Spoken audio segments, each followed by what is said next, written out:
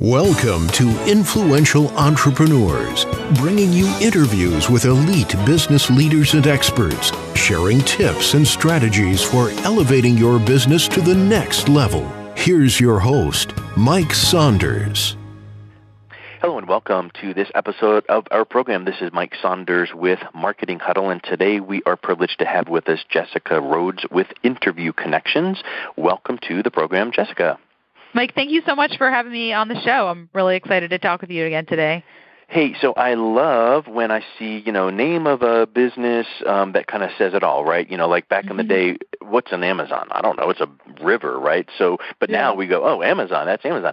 So Interview Connections, that kind of says it all, what you provide. So give us a little bit of background in a elevator speech kind of a feel, what Interview Connections does, and then how that relates to #RockThePodcast. Yes, thank you. Interview Connections is the premier guest booking agency for podcasters and guest experts.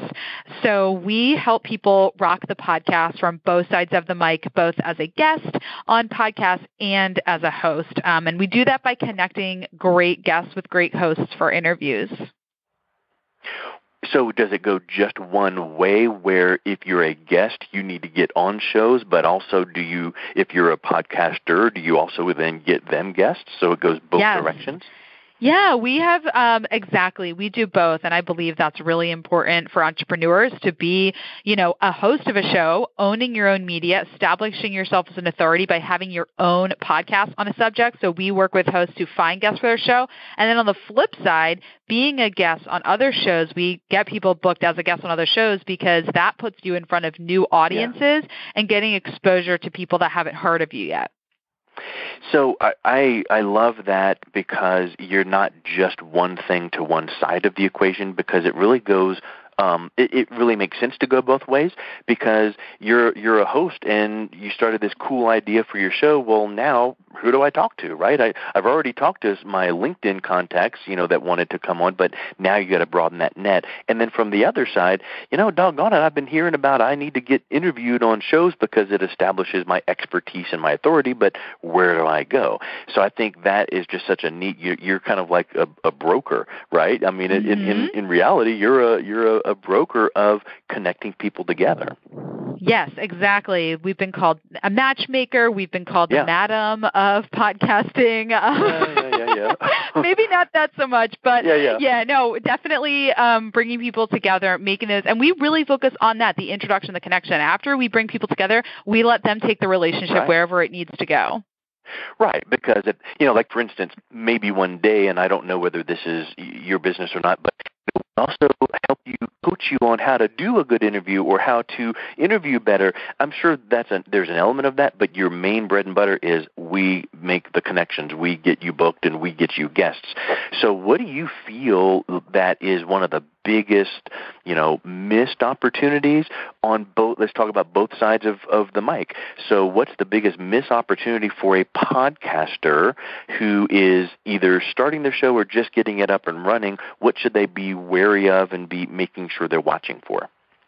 I think the biggest missed opportunity, or something that they should be really focusing on, is interviewing the right people on their show and really figuring out how their podcast is going to grow their business and how their podcast is going to help them meet whatever goals they've set out for it to meet. A lot of people start a podcast and just think, oh, okay, I need to have the biggest experts or, the most well-known experts, and they just think that that's what they need. But in reality, depending on what your goal is, depending on what your business is, the types of guests you should be booking and the way you should approach your show is going to be unique to what your goal is.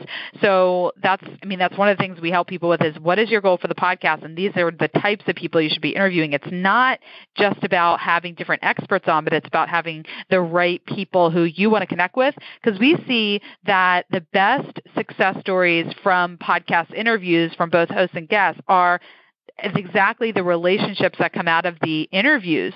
So it's sort of like the listeners and the audience is an added bonus that you're having people listen in, but most of the people that, get clients from doing interviews, it's from the actual host that interviews them, or it's from the actual guests that they have on the show. So actually connecting with the right people for the interview is the that is actually the biggest opportunity that hosts have with their show, is interviewing people that they could potentially do business with, interviewing people that could potentially refer clients to their business, et cetera. Yeah, you bring up a huge point that I think people, you ever heard of the phrase vanity metrics? Yes. Like, oh, I have this many web hits, or I have this many. Who cares? That's just vanity. It doesn't mean anything. So I have seen so many people that are like, oh, well, how many listeners and downloads do you have? Who cares? Because in reality, if you are going to be a guest on a show, as long as that show is similar to your target audience. So now let's flip around to the other side of the mic, and someone listening to this goes, you know what? I want to be a guest on a show out there because I sell widgets, and this show talks about widgets, and I want my customers that buy widgets to hear what I have to say. Who cares about if they have 4 downloads or 4 trillion downloads? Because guess what? Once that show is out there and you're out there as the guest, and here's the intro and the outro bumpers, and it's all produced up, and here's some show notes, you have an asset that is massive in your business. So you were just interviewed. Here now is the delivered product because they send it to you as their thank you, and guess what you do with that? And we can talk for hours on, well, you need to get it out on this and website and all of those things. That's not the point.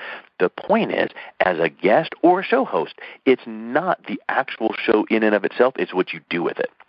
Exactly, and I have a great story to share that my client Dave Sanderson was actually my guest on my podcast this week, and he shared a great story how he's been interviewed, dozens of times on podcasts, and what he actually got a TEDx talk. He actually got offered 4 TEDx talks after applying to 10, and what he did was when he applied, he included one of his podcast interviews, sort of like, an audition tape. So by being a guest on a podcast, even if there's not a lot of people listening to that show, you can take that produced content. Somebody else took the work to produce that amazing interview with you. You can actually take that and share it with maybe conferences that you're trying to speak at, or, applying to TEDx Talk, and they can actually hear you. So there's a lot of amazing things that you can do with the interviews that are produced with you as a guest or host too. You can do the same thing if you host your own show. You take that audio and leverage it and multi-purpose that content in many different ways. Yeah, that's huge because, I tell people all the time, it's like, you need to have your one sheet, and you need to have all the things that you normally have to have, and that's wonderful.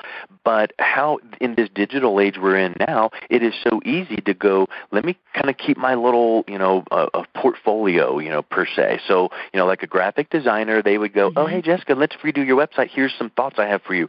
Open up to this page, open to the page. That's wonderful.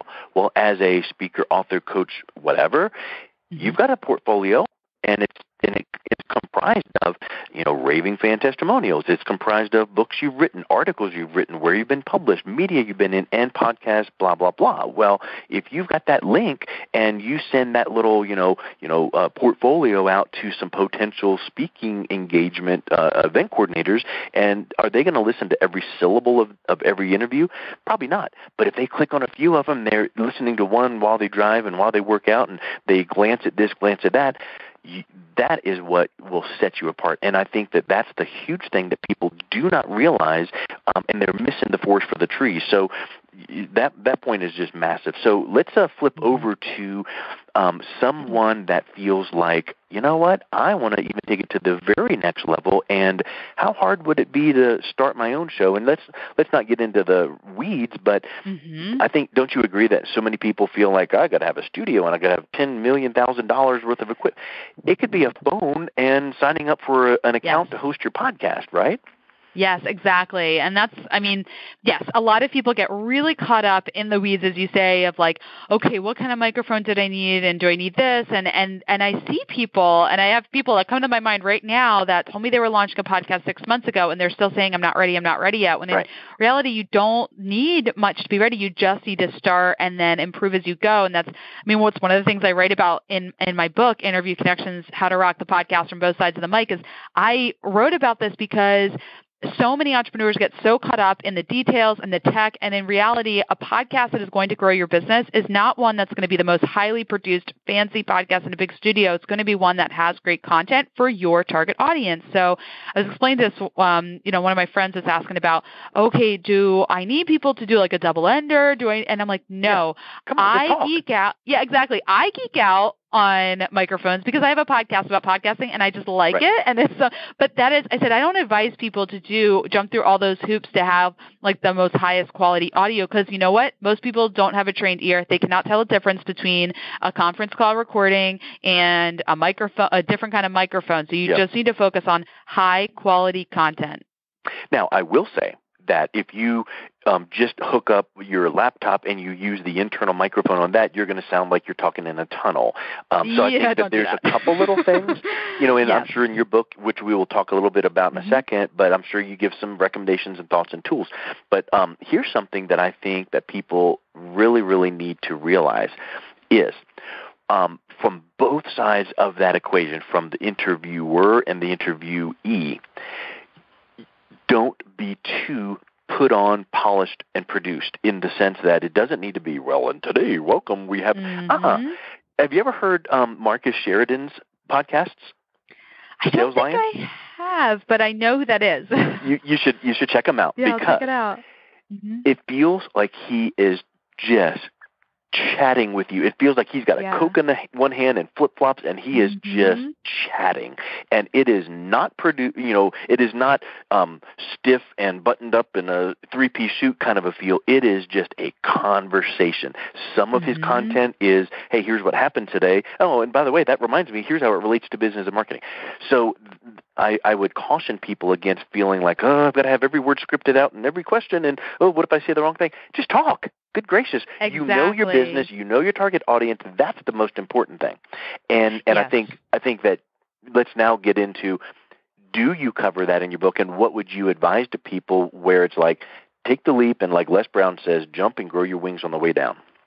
Yeah, I mean, I completely agree with you, Mike, that it is not, podcasting is not this highly produced like radio, traditional media, TV, where you have to have like these short sound bites. People are really tuning in to feel like they're a part of a conversation. And so, yeah, I do talk about that in my book of how to rock the interview and be a great guest. And some of the things that I teach is that you first want to know exactly who the target audience is. So asking the host, actually, who are we speaking to and who's your target audience? What do you want to get out of this interview, and making sure that your answers and what you're talking about and how you're framing everything is applicable to that audience. Because if you're talking to, high-level real estate investors versus people that are just getting started in their home-based business, those are two completely different audiences. And so the way you talk and what you say is going to need to change from audience to audience. But people get business from podcast interviews because, listeners feel like they know the person because they hear the way they talk, they hear the ums and the ahs, and that's fine. Some podcasters will have their editors edit every single and ah out, and I think it's better to just have it be a real conversation, make your listeners feel like they are a fly on the wall. Bring them into the room too. I love when hosts and guests will actually maybe turn the spotlight outward and actually say, what Mike and I are talking about, and then the listener feels like I'm talking directly to them. And so you can do all those little things to make listeners feel like they are right there in the room with you. I mean, I've got shows that I listen to. I feel like I know the host. I feel like they're my friend. They have no idea who I am, but I listen to their show every week, and I feel like they're just talking to me. Yeah, I had that same thing happen a couple months ago. I was talking to a group of business guys in a Starbucks, and this lady comes up and she goes, "You're so-and-so, aren't you?" And it was the guy I was talking to, and he's like, "Yeah." And she goes, "I would recognize your voice anywhere. I hear you on your interviews." So it's just so cool to have that, and now all of a sudden, for instance, I like the kind of interviews that I do, which we're doing right now, which is, it's not, here's a question, what's your answer? Here's your question, what's your answer? Thank you, have a nice day. It's like, ooh, that's a good point. What do you, like a mastermind, like a brainstorm, let's just dig in deep and get some nuggets out of this. So far we've talked about be yourself. Don't get overwhelmed with the, glitzy equipment kind of stuff. Just do it from both sides of the microphone, which is be that host, know your target audience, know what you do to provide value to them, and then just do it and talk. And then the next interview, kind of reflect back and go, you know what, next time I'm going to say it this way or bring it up that way. But, man, you don't need to go back and change every syllable and learning some program. Just run with it. And then the big thing, which we could spend about 4.5 days on, is what do you do with these things once they're done? But let's get back to your book. What is some of the key takeaways from both sides of the mic, the interviewer and the interviewee? Who should read it and why should they read it, and what are they going to get out of it? Yeah. Okay. Good. Good multi-part question there. This book is really for entrepreneurs who want to leverage the power of podcasting and podcast interviews to grow their business. So it's not the book where I'm going to teach you what mixer to use. I'm not going to tell you to use one. This is really for people who so many people want to be a guest on podcasts, and they want to do that because it's easier than hosting a podcast. And that is, I do not teach people to be a guest in replacement of hosting your own show. I mean, one of the reasons I write about how to rock the podcast from both sides of the mic is I think in order to truly leverage the power of podcasting, you should be going on other shows as a guest and hosting your own podcast, because one of the benefits and one of the things I talk about is you could be a guest on shows. You can then interview that host on your podcast. Mike, you and I have interviewed each other multiple times now. Your show is one of the most highly downloaded episodes of my podcast. We stay in touch. We help each other out. We share each other's content. That's what you can get out of podcast interviews, is great working relationships with other entrepreneurs in your niche. You support each other. That leads to new business. And so I talk about not only some of the first steps of like, okay, here's the steps you need to be attractive to host as a guest expert, what you need for your one sheet, how to find the right shows, but actually how to leverage these interviews into growing your business, what to do with them after they go live, how to build your relationship with the host, sending them thank you notes, making sure they have your book before they interview you. Like, you have my book on your desk right now because I made sure that you had this, you had the copy and the content before, we did an interview together. So it kind of goes through the whole marketing plan, because the interview alone, that's not 10 to 20% of the work. Most of the work and the effects come from the marketing and the promotion, multi-purposing the content, like actually blogging about the interviews, including the podcast episodes that you're doing, putting them in your newsletter, sharing them on social media. All that marketing plan, all those, marketing strategies need to go, you need to be doing that in addition to all the podcast interviews. And so what I would say is, here we need to start thinking about landing the plane, because we don't want to go on forever and a day. So before I ask where can people buy the book and when will it be available, I would say this. Isn't in your experience, and I would only assume this, one of the hardest things when people finally go, okay, I've heard enough about podcasting, I'm in, what's the next step, right? Because I've heard people say even 16, 17, 2018, it's like the decade or the year of the podcast. This is where people are, because, trying to get wired up for video and a camera and the lighting, come on, but a phone, I can do a podcast. That's simple.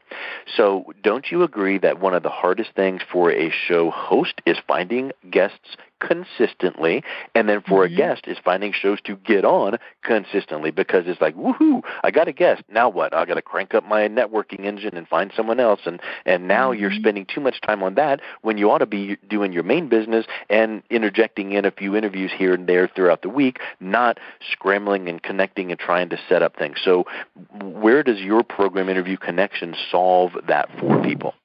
Yeah, that's exactly what we're solving, is finding the right shows, getting people booked on them, and finding the right guests and getting them booked on the show. Because podcasting, while there are some technical things to work out to get started, it's not that difficult, but what it is and what can be is time consuming. It takes time to find the right guests for your show. It takes time to request them, to follow up. It takes time to find the right shows to be a guest on. And then how do you actually get in touch with those hosts? How do you actually get past their gatekeeper and get connected? And so I started my business Interview Connections over 3 years ago. So we every day we're building up connections and relationships with guests and hosts. So when people sign up and work with us to find guests or get booked as a guest on shows, they're instantly tapping into a huge network of shows and guests that we've already built relationship with. So what we do is we didn't invent any new invention. We're making connections or booking interviews. What we are doing is saving people a ton of time. And so that's why we really focus on working with entrepreneurs who know the value of their time. Because some people say, well, I can book my own guests. It's easy. Great, fine, go do it. But if you took the time that you would be spending booking guests and put that on high revenue generating activities in your business, you would make more money. So outsource the things that you are not building your business around, and you'll grow a lot faster and get your show, grow your audience faster. It's, all that good stuff. We could take that to a whole different level of why to hire employees / outsourcers, because a business owner could learn QuickBooks and how to do that too. It's not brain surgery, but the minutia, the tediousness of doing that it's an opportunity cost. If it takes you away from doing what the highest and best use of your time is, big problem. And so you need to have quote unquote people for that. Well, same thing with sending some emails and going back and forth, and does this time work and does that time work? Oh, you need a one sheet. All those things that go into getting on or booking a guest, that is easily outsourced to someone that can just take it off your plate, do it, and you show up and be yourself doing the interview, or from either side, being the guest or the host. So to me, that just makes total sense. I know I've referred clients to you and who are with you right now, so that's really excellent. I know your service is top notch. So now the book, is it out now? When is it out? How can people get it? And point us in the right direction that way.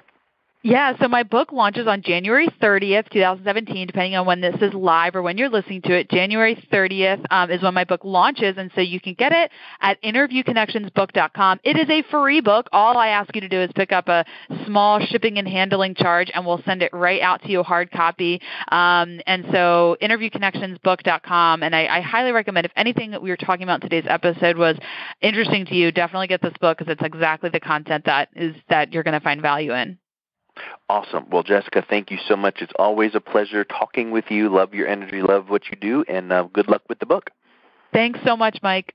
You've been listening to Influential Entrepreneurs with Mike Saunders. To learn more about the resources mentioned on today's show or listen to past episodes, visit www.influentialentrepreneursradio.com.